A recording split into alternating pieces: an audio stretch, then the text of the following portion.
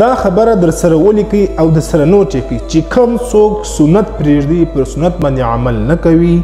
د هغه په فرضو کې به نقص وي د هغه په فرض کې به کموالی وي.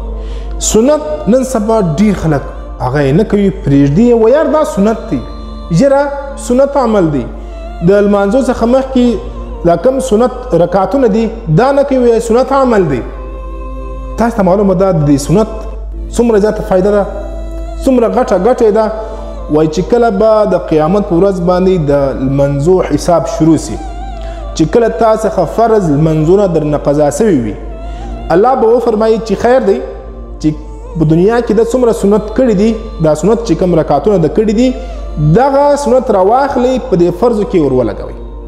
دا سنت د فرضو بدل کې ور ولګوئ او دوی به وګوري نو چې کله تا په دنیا کې سنت هم نه وي کړي نو دلته ستا خانه خرابه سوه هلاک سوې تباه سوې برباد سوې. سنت هېڅکله مه پرېږدئ. صحابو د نبی کریم صلی الله علیه وسلم پر هر سنت باندې داسې ټینګ لاس نیولی و داسې ورباندې عمل کړی و دې د وجې خو الله رب العزت دوی په دنیا کې هم کامیاب کړل په آخرت کې هم کامیاب کړل. نو سنت بالکل مه پرېږدئ او دغه ویډیو زما هغه ورونو خویندو ته ورسوئ چې هغه خالي فرض کوي او سنت نه کوي کېدلی سي د ستاسې د یو شعر کولو په وجه سره یو څوک سنت شروع کړي نو دغه د سره شعر